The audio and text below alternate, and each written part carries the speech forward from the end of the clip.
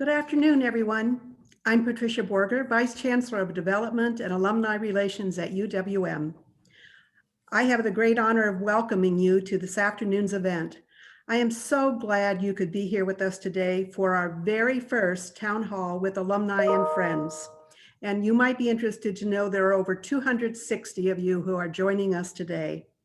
We thought the time was right, after about 14 months of being locked down, for us to get together in this way and give you an update and a look ahead.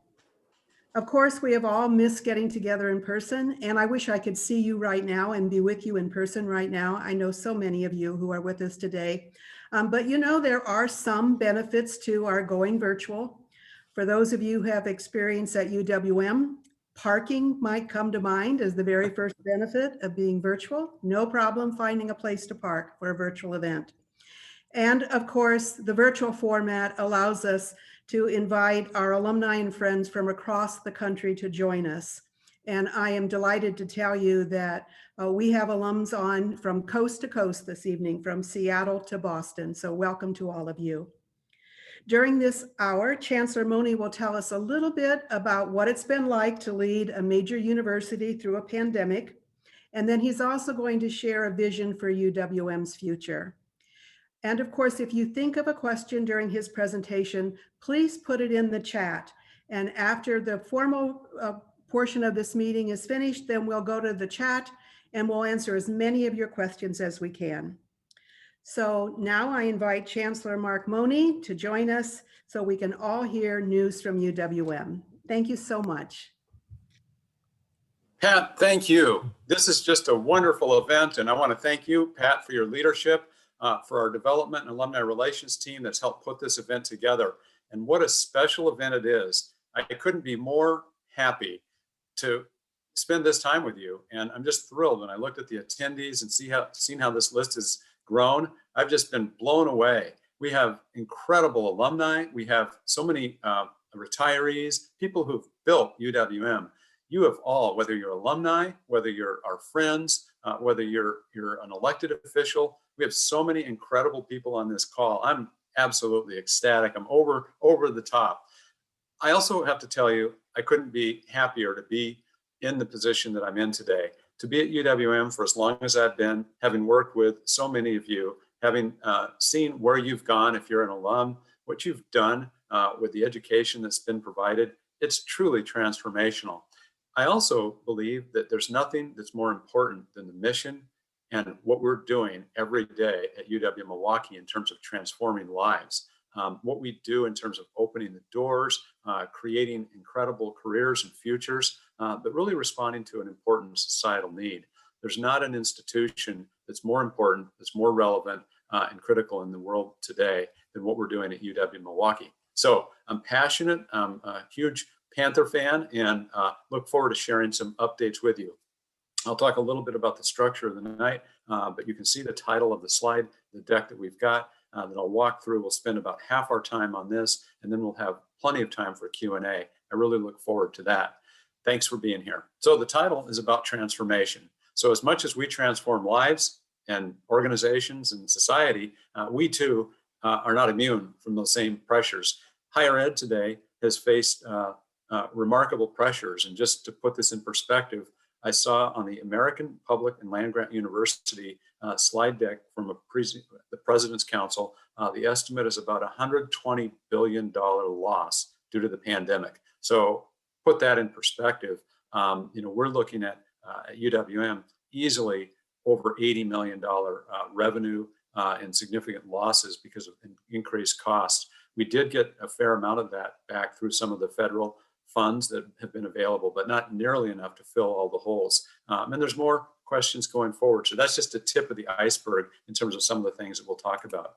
The structure that we'll use, and Abby, if you can give me control, thank you. The structure that we'll use for the comments include where we stand today. Let's take a snapshot of how we have transformed.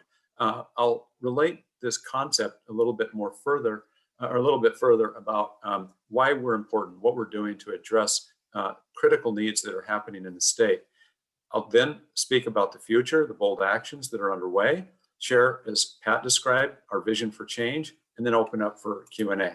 So if we look at the stance, and this should be very much of interest to so many of you who have been at UWM or were at UWM at various times, let's take a look at where we are today. I think most of you know, but maybe not everybody knows, we have 3 campuses today. We have UWM at Washington County, we have UWM at Waukesha, and we have UW Milwaukee, and of course, the heart of the city. We've got various locations, but together in the fall, we had almost 25,000 students. Most of those students come from Wisconsin. About half of the remaining students are international, and about half of the rest come from other states. And we do typically cover most every state, although a majority of those students come from the Midwest. I'm really proud to say that we have graduated over 5,300 students for the last decade, every year. Think about that in terms of the contributions to the talent pipeline, especially when you think about how 4/5, 80% of those students stay in Wisconsin. And for some reason, after retirement, some people don't stick around Wisconsin. And of course, increasingly, people do find there's hot markets in Seattle or Atlanta or other cities, and they'll go there. But predominantly, our students come from Wisconsin and they stay in Wisconsin. It's a really neat thing about UW Milwaukee. We really like to say we're made in Milwaukee. We do shape the world in many, many ways. We have almost 200,000 alumni today. And as of graduation coming up here in a few weeks, I think we will be right at 200,000. That's pretty sizable for UW Milwaukee in terms of how recently we have been UW Milwaukee. We do have the greatest amount of diversity in the state. I'm going to come back to that point in a few minutes. But on every possible dimension, I encourage you, sometime take a look at the UW system accountability dashboard. And what you'll find is that, just for example, students of color, the average campus in the UW system has 1,700 students of color. Madison has a little bit less than 5,000, even though they're a campus that is sizably more than us. We have the #1 number of students of color, over 6,000 students of color. It's pretty phenomenal. I could share with you military veterans, same type of data. Go to every campus across the UW system, and we're going to have twice as many veterans as the next closest. In fact, you have to go outside of a 6-state region to find more military veterans and active military than on our campus. It's pretty remarkable. Similarly, top 25 to top 30 LGBTQ campus for the last 7 years running. Pretty amazing. Not top 25, not top 30%, but top 25 out of over 4,600 universities.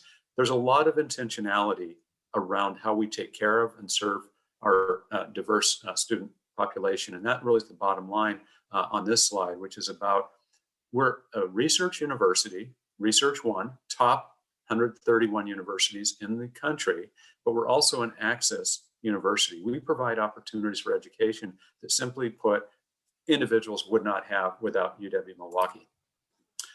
There's a story that I'd like to share with you. It's actually a number of stories about students' perspective. And I love hearing from students. That's one of the most important voices that we relish and why we're here. So let's hear it from students at UW Milwaukee.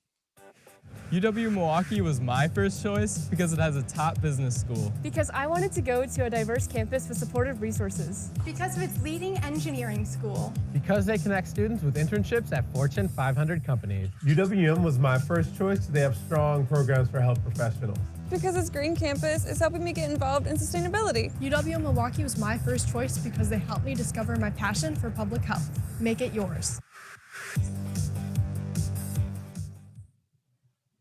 So is that a neat commercial or what? We love that. That's just one of the spots that we have, and it's part of an important branding campaign about Milwaukee as a first choice. It's pretty neat. And I have to tell you, my son, who graduated, he's a double alum of the Lubar Business School, UW Milwaukee, he could fit right into that commercial. It was his first choice, and it's pretty special in terms of how from a parental perspective, you see the value.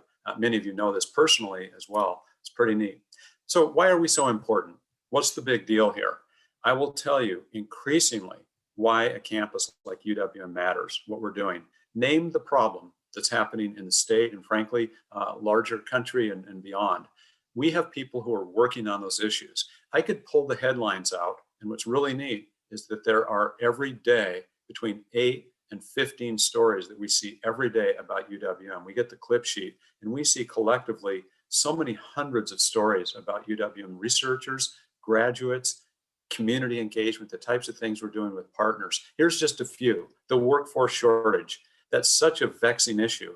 Recently, the Milwaukee Metro Association of Commerce started a concept around the region of choice. We have left too many people behind. Well, take our diverse campus and take 5,300 or more students per year going into the talent pipeline. That's a pretty good solution. Second area, the education achievement gap. I'm going to talk at length about, not at length, I don't have that much time tonight, but I'm going to talk in detail about that, how we're closing that. But I just want you to know that is a critical priority for me. We've always been a student that has attracted and had many diverse graduates, but we have to do a better job at getting more people over the hurdle. And this is something that campuses across the country are dealing with. In Wisconsin, it's particularly acute because the high school graduation gap is the largest in the country. And I'm going to give some more data on that in a few minutes, but we're doing a number of great things to address that.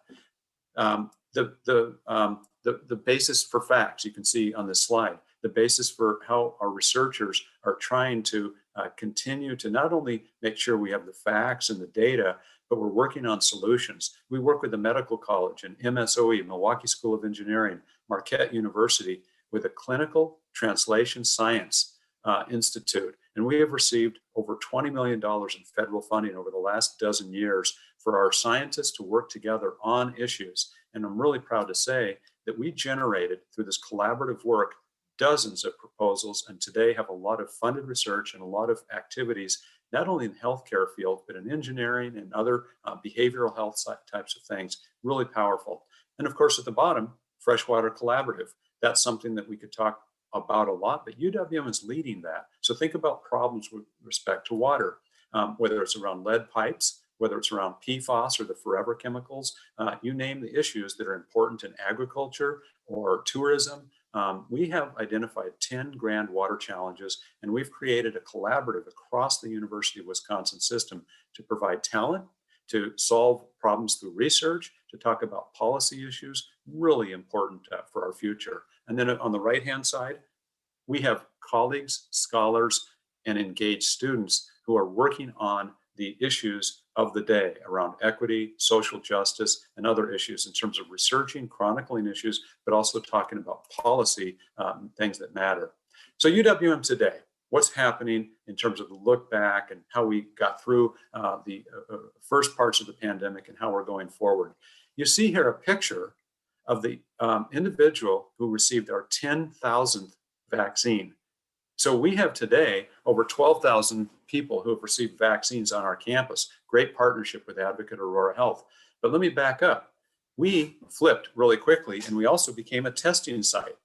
In fact, 50% of the tests in the state of Wisconsin have been conducted on a UW system campus. We continue to have the lowest percent of infections, COVID infections, with less than 1% as we track these. So the safest place to be is our campus. And then if you want a vaccine, come on, we're open for that. So we're really pillars of public health in terms of creating these types of solutions for societal health. The modalities, what's happened on our campus? Well, we were affected quite quickly in terms of how we had to refund student dorm and the residential hall and dining and parking, as Pat talked about. We had to refund that as we had to pivot in March of 2020.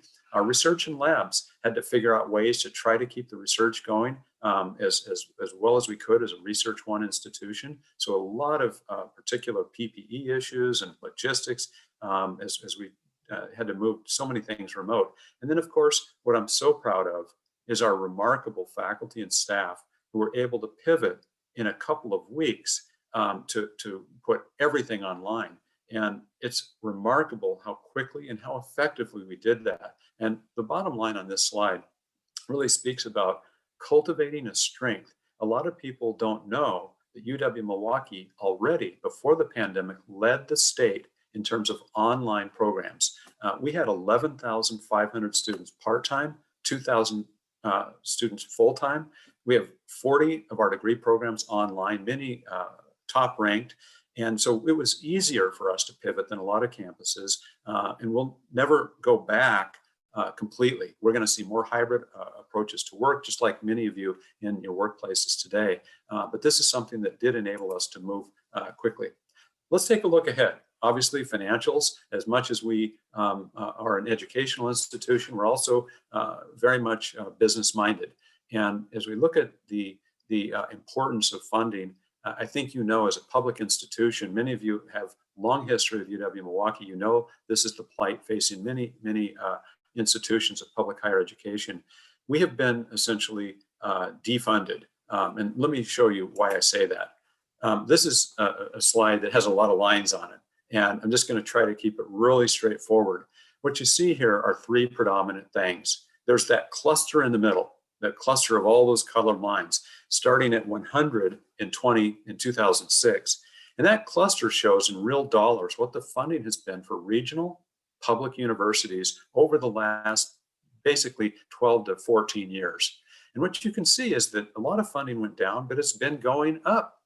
That blue line that takes the big dip down and comes up, that's Illinois. And our enrollments when Illinois was having all the state funding issues really grew. But they got their act together in 2016 and they've turned it around. But guess what the red line is? You know it. It's Wisconsin. So the University of Wisconsin system in real dollars, and this is the saddest part of the story, we're only coming back to 60 cents on the dollar compared to where we were in 2006.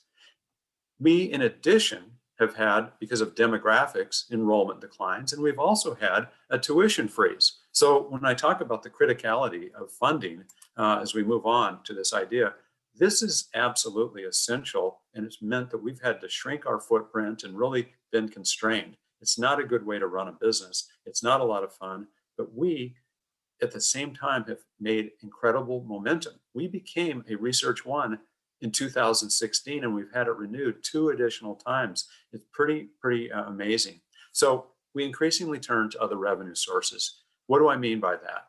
Well, we're looking at a lot of creative opportunities from Innovation Campus, where we have land and revenue opportunities there, but it's especially around partnerships. So take a look, and this is just a few of the great partnerships that are underway. Critical in the top left, the Connected Systems Institute. The primary engines of this include Rockwell Automation, but we've got Microsoft that's also a significant contributor.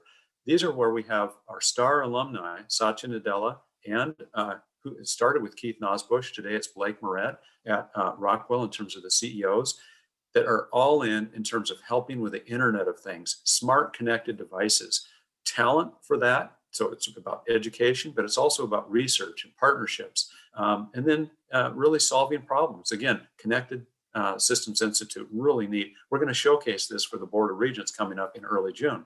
The Freshwater Collaborative, lower left, I've already talked about. That's a system-wide activity. And by the way, we've achieved pretty remarkable funding to replace the Niske. We've achieved about $13 million toward the $15 million research vessel. So I hope that we can close the deal and work on building that ship in Wisconsin. It will be the most advanced research vessel on the Great Lakes, being able to do year-round research and education at about 2.5 to 3 times the capacity of our current Korean War vintage Niske. Top right, Tech Ed Frontiers. I call this the platform to the future. We just had a great alum story, Michael Finland, Vice President. He's the Chief People Officer for PricewaterhouseCoopers, 276,000 employees, 157 countries. He is talking about digital upskilling as the future. There's a lot of employees across the globe left behind. There's a lot of people under or unemployed who can be expeditiously educated through certificate and badging types of programs that can lead to degrees. This is the future. It's so important. So the Tech Ed Frontiers is our platform in conjunction with state funding and other partnerships that we have to move this forward. So this is really exciting. And this is, from a revenue perspective, I believe one of the most important directions we should be going. Northwestern Mutual Data Science Institute, some of you probably heard about that. That's a $40 million undertaking with Marquette and UW-Milwaukee leading the way with Northwestern Mutual sponsorship and support. It's a big deal. It's about the careers of the future. It's about, again, guess what? Research, solving issues that we all know are so prevalent when we talk about all the data that increasingly abounds, and how do we turn that into useful information for decision-making, policy, understanding, a number of different applications.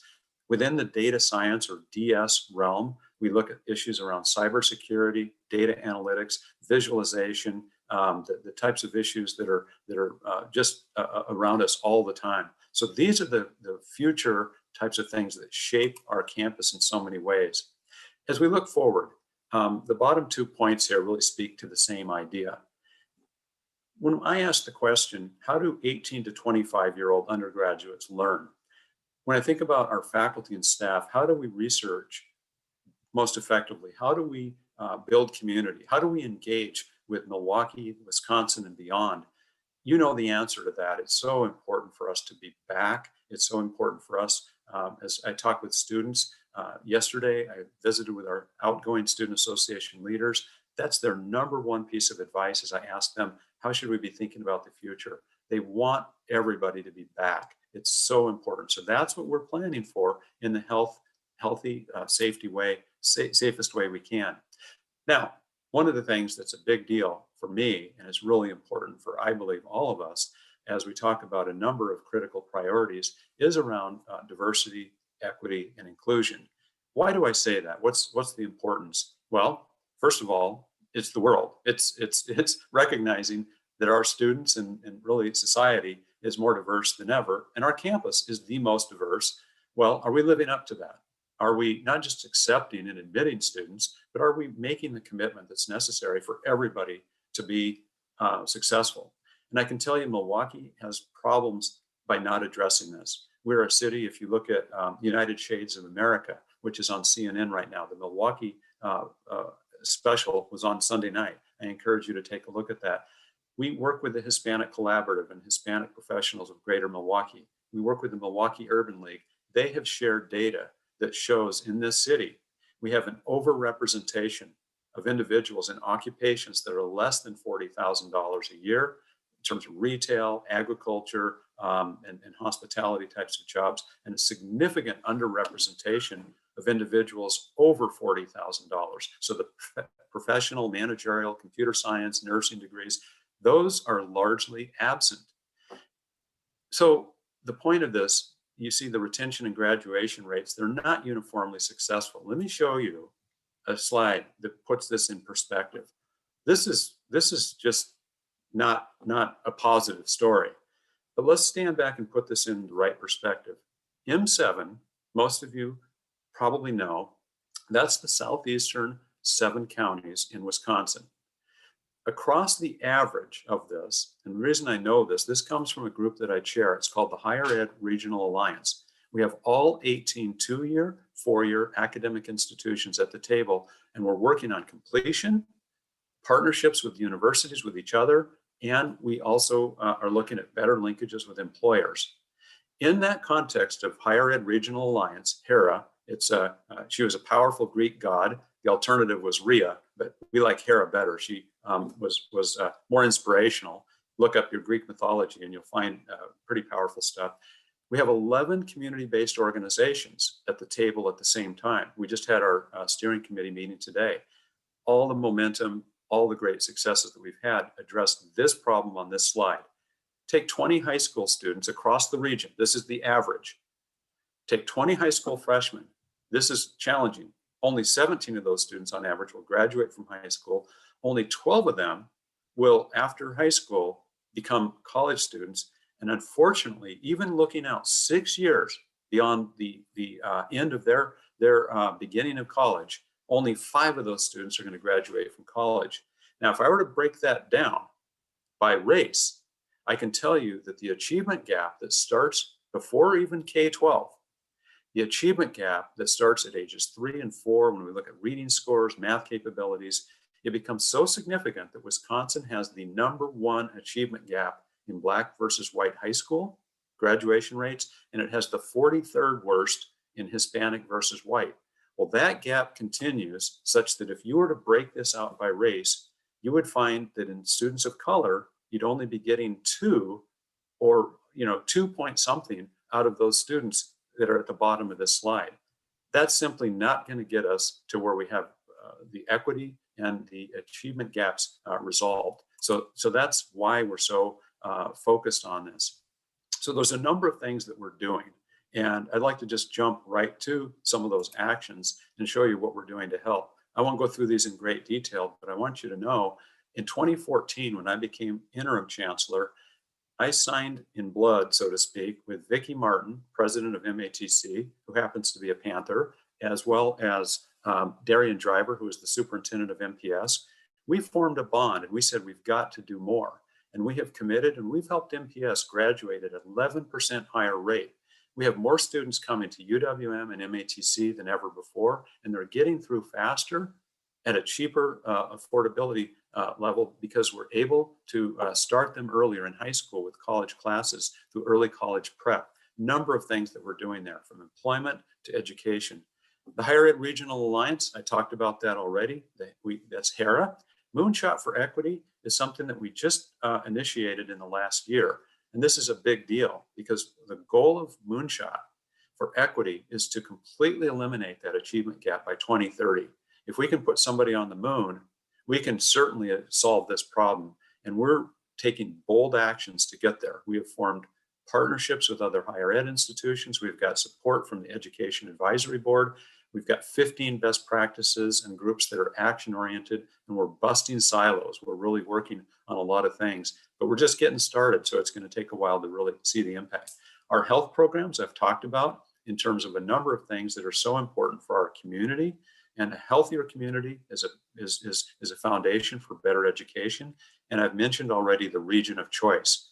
Employers love the fact that we are members of the region of choice because we're the biggest provider of the most diverse talent. So for over 110 organizations to say they're going to be 25% more diverse in 5 years in the leadership ranks, and they're going to have 15% of their employees more diverse than they are today, that is where UWM can really be a huge help. So looking forward, as we turn the corner and talk about where are we going beyond these partnerships, beyond all the things that we're doing to address diversity, equity, and inclusion, I think through my comments, you can probably appreciate there's significant disruption hitting higher ed. Not only the financial losses before the pandemic, but I have to say, having been at UWM for 32 years, having been in higher ed for longer than that, this is an industry that is overdue for change. The financial model supporting higher education, public or private, broke a long time ago. So we've got financial issues. We've got a demographic that I often say we're running out of teenagers. And the Northeast United States is the most challenged. The Midwest is the second most challenged, but it's not healthy for anybody. We've got a lot of societal issues on the value of degrees. We have to do a better job with our campaigns in terms of the importance. So a couple of years ago, I charged a group, and it had a lot of faculty, staff, and students, some administrators, but I wanted a lot of fresh thinking, and I wanted it to be organic. I'm a big believer in shared governance. This is critical. Let's get the best ideas from people who are involved. This group put a plan together, and then we took it forward and we built around implementation activities. And so we're rolling out now, and we have been for some time, a lot of the actions around what we call Think Tank 2030. And we recognize because of the pandemic that 2030 is now. We have got to take these actions head on. So the 4 primary themes include reforming completely the undergraduate experience, becoming student-centric, really looking at things in a student perspective, meeting students where they are, as opposed to some of the bureaucracy and some of the rules and hidebound ways that higher ed can be. Second theme is to be radically welcoming. This is for our employees as well as our students, so it's a cultural change. Realigning our schools and colleges. We've had the same schools and colleges in place since the 1950s and 60s in our roots. What's the right agile approach today? Think about the number of healthcare schools and colleges that we've got, or think about some of the information sciences, or think about a number of different ways we can integrate and consolidate, make UWM stronger, help with student pathways, work on the curriculum alignment, really move forward. And then of course, as a Research One university, it's critically important for us to not just maintain, but to build on and increase the research excellence. That's the heart of a lot of these partnerships. I spend a lot of time with, as you can imagine, this is high budget season. I had a dozen legislators on a call for an hour today, and we talk about these things. Yesterday, every day I'm with 1, 2, or like today, a dozen legislators. We will, by the time this month is over, we'll have visited with almost 50 legislators, every member of the Joint Finance Committee, and these are the themes. And I won't go through them all, but I want to select a few of them. The Wisconsin Tuition Promise. That's the largest request from the UW system that Governor Evers advocated for, because it's going to help students, particularly those that are Pell Grant eligible, of which UWM has the largest number in the state, in the UW system. It's really going to help students with that unmet need. Big deal for us. Employee compensation, we've got to continue to stress that. We had many biennial budgets where we had 0% increase. Can you imagine? 0% for year after year for increasing. Well, you just fall behind. And we select faculty and staff from national and international talent pools. We've got to be able to be competitive on a salary front. And then, of course, the biggest #1 capital budget request is the former Columbia St. Mary's, which we purchased in 2010. We're asking for a continued funding stream for that, for being able to have our College of Health Science supplement our nursing simulation center, and those areas work together. So those are some of the big areas. And while I have you, I would ask for your advocacy, anything you can do on a number of fronts, legislators, and we can certainly follow up with everybody in terms of legislative contact information, supporting our students, as so many of you have done in terms of the scholarships and chaired professors and things that you've endowed, and centers and institutes that you've been involved with. That's so important for our students. And then telling your stories. So many of you I'm just thrilled with, and one of the favorite things that Pat Borger and I get to do, and others on the development side, as we visit and we spend time with our alumni, it's just remarkable what you've done, where you've gone, and how you continue to give in so many different ways. So wrapping up, what does UWM mean? I love how we put this together for our graduates. What doors are open when I talk about the transformational difference that a degree from UWM means? Employment, let's start with that. What's more important? And that's foundational, because that gives earnings, and we know the data, over $1 million income differential over life. Here's an interesting stat. When you look at who's recovered from the pandemic, where the jobs have come back, it's 90+% of the reemployed individuals who are displaced have college degrees. It's just phenomenal, the power of degree. I won't go through all of these. You can see on the left-hand side what a degree means for our graduates. On the right-hand side, start at the bottom.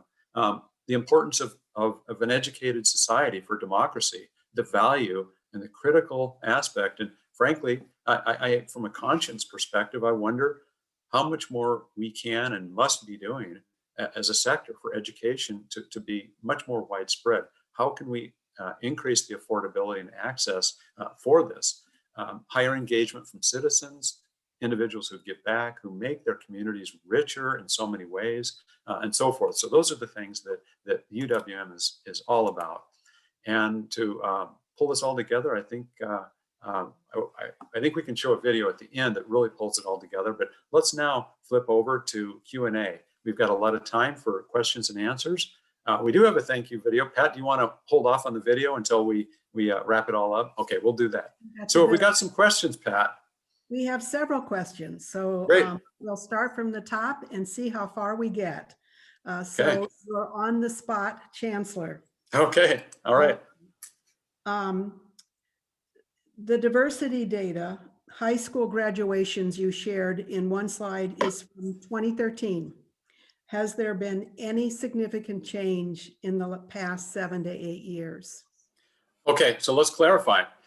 We had to start with the class. The only way you can get the graduation data is you have to go back in time to start with those students that were there. This is real-time data. This is the latest and greatest data that you can possibly get. So this means that students who began high school or began the college, that's what it goes back to. This is the most current data that are available, and it tracks up to, I think it's 2019 numbers, looking back at when those students started school. So that's what that is. That's real, that's right now. And we have a HERA website as far as a follow-up, and you can look at the information in much greater detail. You can break it out by county. You can break it out by ethnicity and race. You can break it out by a lot of different things, but it's pretty real time. Okay, very good. Good to know. Next question. I've read a lot about how remote learning has affected students, so I'm interested in what you've heard from UWM students about this experience. What issues has this raised? And it occurs to me that this might have affected their ability to serve internships. Could you talk a little bit? How are our students faring? Yeah, this is a tale of two different perspectives on this. First, in the first place, I can share with you in the first semester. So let's talk about actual data. Nationally, students gave a thumbs.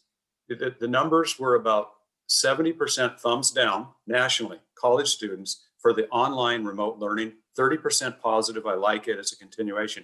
UWM was almost the exact opposite. Again, going back to what was good for us, what we could naturally transition to. We weren't quite at 70 thumbs up, but we were in the high 60s. And that's not high enough. You'd want to be higher, but compared to national trends. So good news there. But then here we are a year later, and students, as I mentioned earlier, uniformly want to be back, but they have given us a lot of credit for how well we've done this. I can tell you nationally, students pulled back and said 10% fewer are going to college. That's the overall enrollment decline. We saw enrollment declines on some campuses this fall. Georgetown, 25% enrollment decline fall 20 to fall 19. That's the magnitude of this. Our students uniformly have told me how much they want to be back, but they want flexibility. I had a question with our student association leadership, and they came up with several themes. And one of them was, the quote was, next fall, it's going to be odd. And I said, what do you mean?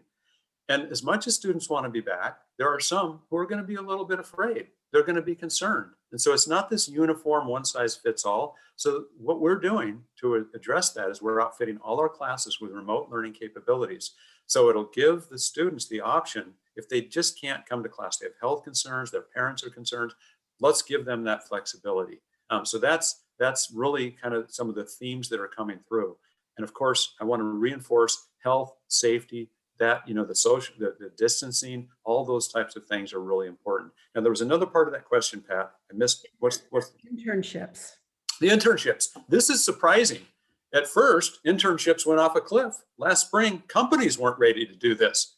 But I can tell you, companies have zoomed up. And just today, I had a touch base with, we had our Higher Ed Regional Alliance meeting. We had the goal groups report out. And interestingly, our industry forum groups are talking about how they're getting a lot more students who like and want to do the virtual internships, because guess what? They can go and do an internship in Chicago without having to leave Milwaukee. They can do an internship in New York or LA, boom, right from here. So they get this global experience in a powerful way. They get exposed to different types of companies. So I'm really proud of what our career and internship and placement services have done. And the whole concept of experiential learning, that's part of us becoming a radically welcoming and a student-centric organization. We want every student to have those types of things. Experiential work can happen virtually today, but companies have gotten a lot more creative. So it's a win. Very good. The questions keep coming. Great. What impact has the addition of the other two campuses you mentioned, Washington County and Waukesha, had on the UWM curriculum?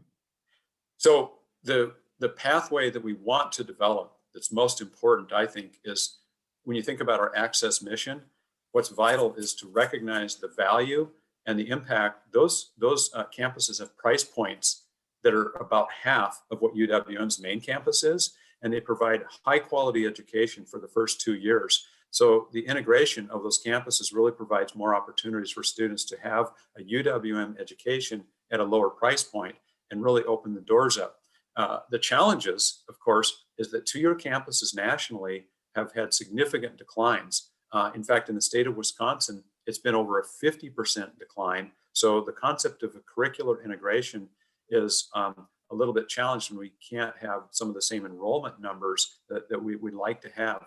So what we've done in terms of one of the big curriculum developments is started to look at outposts in Waukesha and to some extent Washington County, where we will have 4-year degrees on those campuses. So the first ones that will be there will be an expansion in the nursing area. Then we've got business and engineering as fast followers. So those are some curriculum strength areas. But I want to also tell our audience 2 other things about the value and the challenges of 2-year campuses. The obvious one is enrollment and financials. That's the big challenge that we have. But we're really happy, especially like the Waukesha. Waukesha County has 400,000 people. That, I think, long-term is going to be a great growth potential. Here's the big advantage. We have Milwaukee historically as a blue city. Waukesha and Washington County are red. What a great way to have bipartisan support in the legislature for UWM today. It's powerful. And I'm telling you, when I have these conversations with legislators, I can build coalitions that I've never been able to build before. And it's helped us. Our chemistry building is a direct result of that. The new chemistry building that replaces the antiquated one, and many of you might remember when you were there, it was not a place. So these are the realities and the value of having those 2 additional campuses.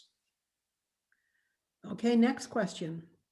There's been press coverage of questioning the value of a college degree. I've also read about employers who are hiring individuals who do not have college degrees, but they're looking for certificates or something less than a degree. Could you talk about that, and what is UWM doing about this? Great question, really important. Let me start with the last part of the question first. Tech Ed Frontiers is the simple answer that I talked about as the platform to the future. And referring to Mike Finland, Chief People Officer, he is not alone in that. I had a conversation with the Education Advisory Board today, and they talk about the future 21st century workforce. Employers increasingly are not as much looking at degrees, but competencies. That's what they need. They don't have time with the technological sophistication, the way the world is transforming so quickly. Who has time to go back and get a 2 or 4-year degree? We need those skills right now. And so Tech Ed Frontiers is our platform to that. It's certificates, it's badges, and guess what? It has built-in credit options, so it can lead to, think of stackable ways to build certificates into credit bearing courses and degrees. So it's a really neat array. It is huge and it's responsive to employer needs. And let's go to the first part of the question, which is, what is the value of a degree today? I can tell you off the top of my head, it's the employment differential, it's who's recovered from the pandemic, individuals with degrees. But let's talk about this more fundamentally. We have to do a better job in higher education demonstrating the ways that students contribute, and with a degree, how you contribute to workforces and how this means something important from employment. Let me give you a specific example. I'd love to share the data and a graphic that we created. I went through and I identified what are the fastest growing fields in Wisconsin, what are the highest demand jobs before the pandemic. And these fall into 4 buckets. You can imagine you've got business, all the fields in business, accounting, supply chain management, marketing, all the fields in business, 1 pillar. Healthcare, whether you're talking about OT, PT, psychology, go through the medical fields, boom, 2nd bucket. Nurses, right? Front of the field. 3rd, computer science, engineering. And the 4th bucket is all the STEM related fields. 80% of UW Milwaukee students go into those fields and are employed dramatically at high levels. 98% of our health science students before they're graduating. I mean, the numbers in business, this is where our students go. Now, that's not to take anything away from the other fields, the arts and areas, political science, history. These students go on and do incredible things. Criminal justice, the number of police chiefs in the state from UWM, you'd drop your jaws, the types of careers, but they're not the fastest growth. They're not the highest demand, but that's what's really important about a degree. We need to share that story. We need to talk that up more. Chancellor, you are so excited when you talk about that. I love it. I love the enthusiasm. That's my little editorial comment here. in the middle as I'm working my way through these questions. So. Nothing's more important. Nothing I'd rather be doing. This is so important. And I'm just so thrilled and honored to be in this position to really be our champion. And Pat, you're the same way. It's a great, great story. Great story. Okay, next question. What will campus look like in the fall in terms of in-person activity? Will students, faculty, and staff have the option to continue virtual work and learning if they choose? Will events be socially distanced? The answer to those is with qualifiers, affirmative, yes, in many of those ways. Let's break it down a little and not go too far into the weeds. This is something that we study and we meet on topics around this daily because we're planning for the fall. Highest level, we want to be 75% face-to-face. So we want to resume that as close to normalcy as we can. Now, there's some contingencies. We have to have Milwaukee Health Department. There's things that are a little out of our control. There's CDC guidance, there's UW system, there's the state of Wisconsin. There's a lot of layers of what you can and can't do. We just got, for example, a release, a permission that on Monday I could put a message out to campus that said, you no longer have to be tested if you've been fully vaccinated. That's a breakthrough. We were the only municipality in the state that was requiring that. So that's a huge breakthrough. So those are the types of things we have to deal with.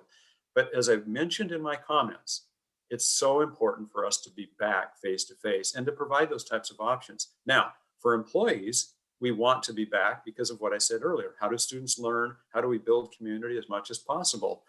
There are some jobs where people can and will be able to work remotely. There's some jobs you can't. As this campus gets backed up to speed, if you use a wrench, or if you're somebody who's on the custodial side and we need those buildings cleaned in PPE, those are the types of jobs we've got to be in person for. The faculty question, for us to get to 75%, we obviously need to have as many people back as we can, keeping in mind before the pandemic, we were at about only 83%. So we really need to go back to that.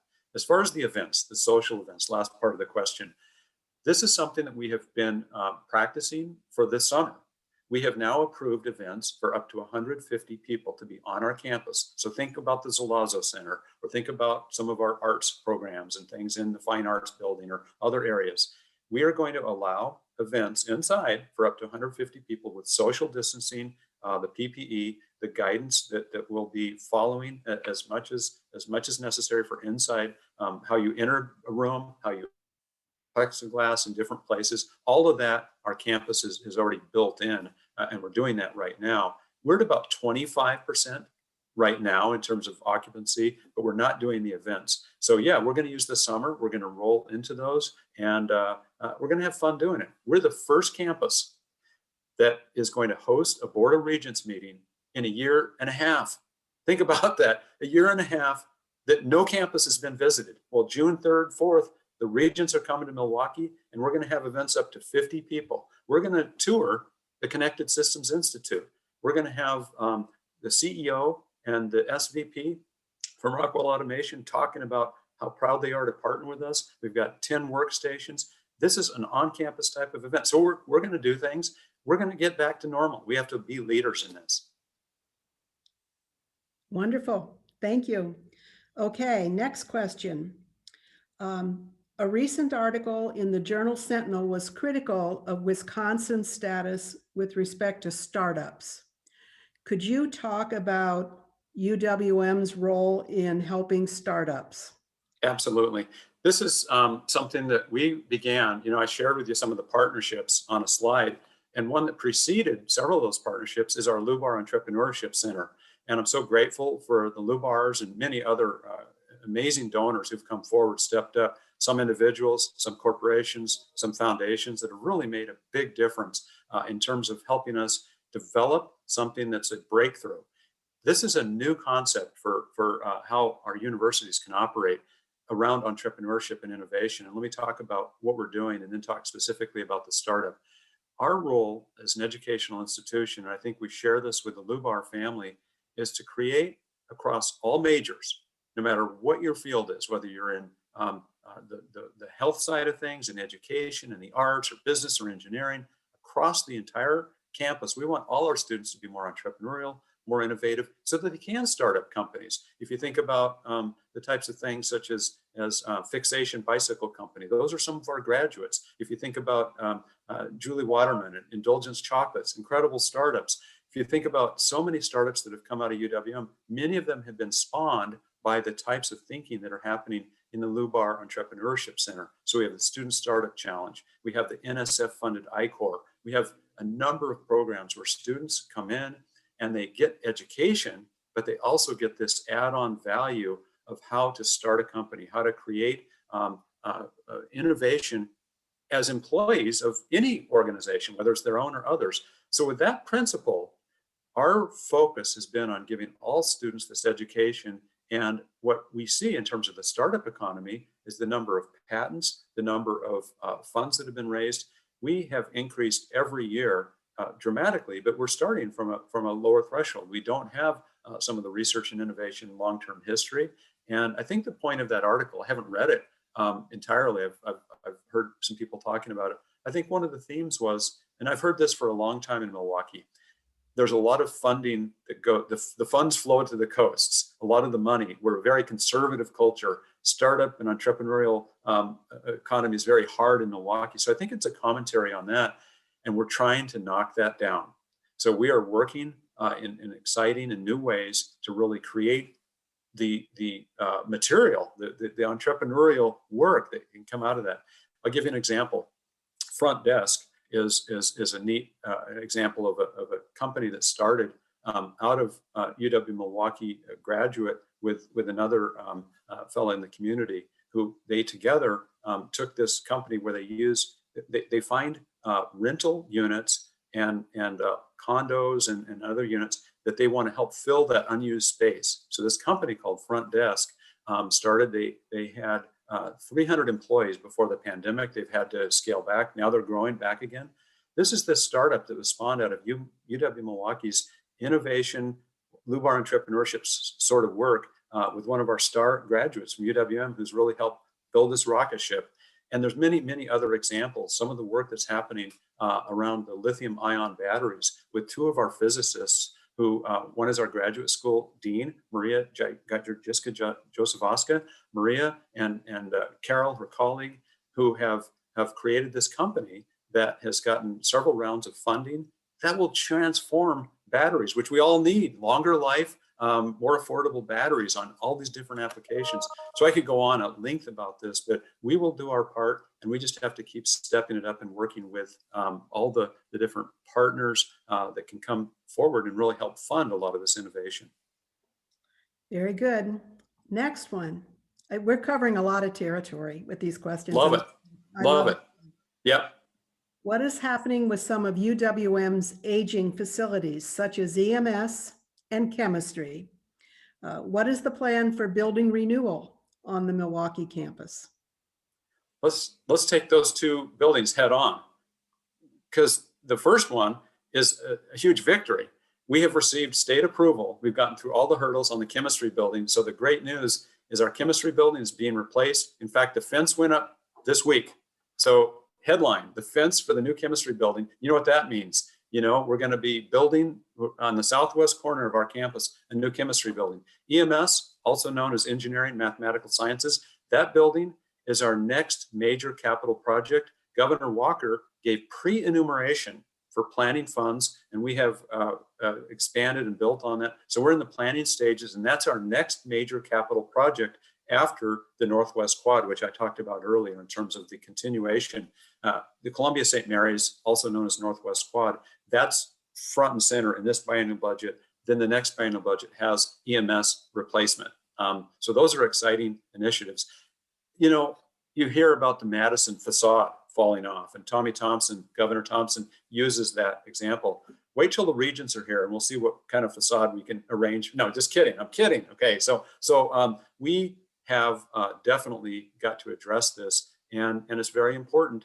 And that's why we need to have people back on campus to show how we're using the facilities that we've got. And so you see the tension with, oh, I just want to work at home. Well, if we're only 40% using our buildings, it's kind of hard to justify having taxpayers expand our physical footprint or replace our physical footprint if people work at home.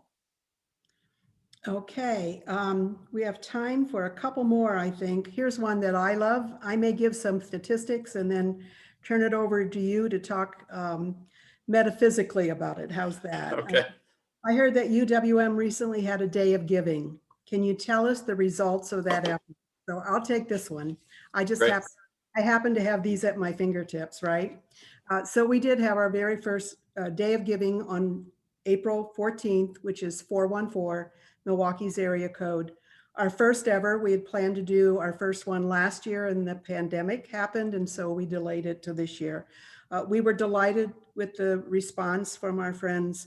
1,232 donors contributed $347,064. So $347,064. Most donors gave to the Chancellor Student Success Fund. However, the Lubar School of Business won the prize for most dollars raised out of that amount. They raised over 101,000 of that total. So Chancellor, anything you want to say about Day of Giving? I'm so grateful. I'm grateful for our internal organization, Pat, you and your team that created that, but so much for the friends and so many of you on this call that contributed to that. The immediate needs from the Chancellor Student Success Funds include food insecurity, which is a critical issue, helping with rent, helping with technology connections. It's all about the students, and I'm so pleased. You know, Sarah, my wife, and I developed the Chancellor Student Success Fund, and I'm so pleased with so many people who've stepped forward and made a big difference. These are addressing the critical unmet needs that students have increasingly today. We had to put a lot of students, and not just us, but a lot of students were put out of work. You have helped with student completion. What could be more gratifying? So thank you for stepping up. And for our first year out of the gate, to be able to do that, over $250,000, it blew away our expectations. Pat, I think our expectations were about a sixth or an eighth of that. Seriously. We didn't publish those expectations. I think maybe this will be the last one. Are there any plans to switch UWM's name to University of Milwaukee for better branding? Many state schools have gotten away from using the state extension name. You know, I've been here a long time, and that issue has risen and fallen, and it's interesting that is asked. It's not on our radar right now. The issues we're dealing with are quite significant. The branding issue, I will have to tell you, is vitally important for us. I don't know if University of Milwaukee would give us the bump that some people might think it would. There's other things that I think we can do that are more important for that. I think there's a lot of things that as we are better able to tell our story, our alumni stories, and the important accomplishments around whether it's research, whether it's around transformational, educational, healthcare, the arts, and other things that we're doing, not just in this community, but really on a large level. That's the brand, it's the substance of that. The name, University of Milwaukee, there's a lot of legislative issues, there's a lot of history. I don't know how much freedom, I don't know if we want to fight that fight, if it's worth it compared to the things that we're trying to move forward, but it's worth considering. Very good. We have several questions we didn't have time to get to this evening. So I think what we'll do, because we know who submitted the questions, we'll respond to you individually.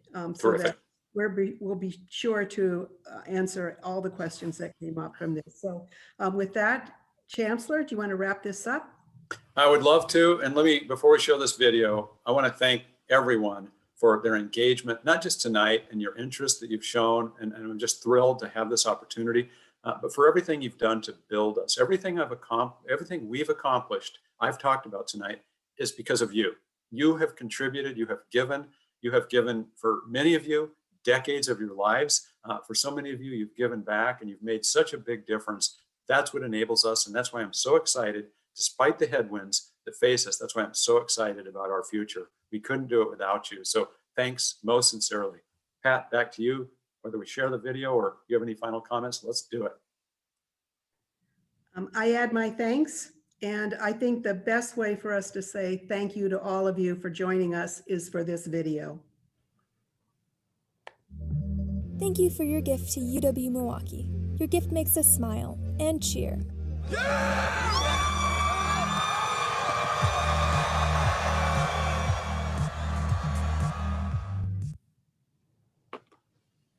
Thanks again, everyone, for being part of this evening.